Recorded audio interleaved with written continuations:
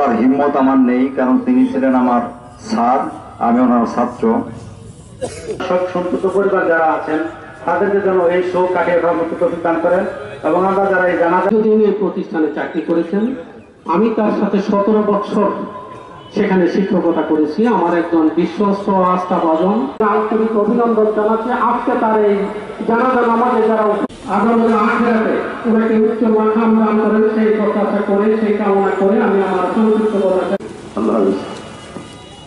ধন্যবাদ। এখন আমি বিনয়ের সাথে অনুরোধ করব, আল্লাহ রাব্বুল আলামিনের কাছে প্রার্থনা করি আল্লাহ রাব্বুল আলামিন যেন ওনাকে বেহেশত জাকির হোসেন সরকার সাহেব।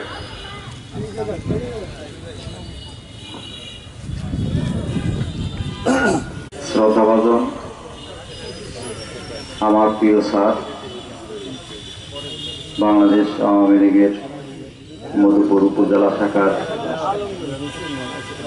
সভাপতি খন্দকার শফিউদ্দিন মনি স্যারের জানাজায় উপস্থিত। বিসমিল্লাহির রহমানির রহিম।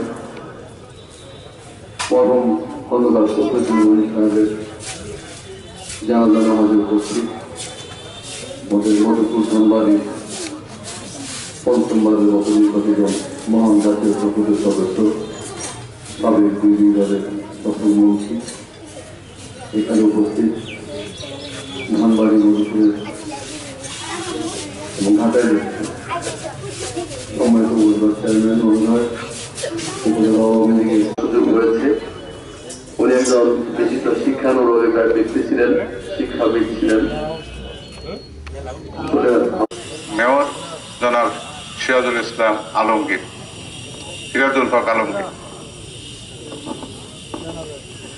জি, আসসালামু আলাইকুম রহমতুল্লাহি ওয়া বারাকাতুহু। সমবেত হাজরিনে মজলিস, সকাল 7টায় যখন খবর পেলাম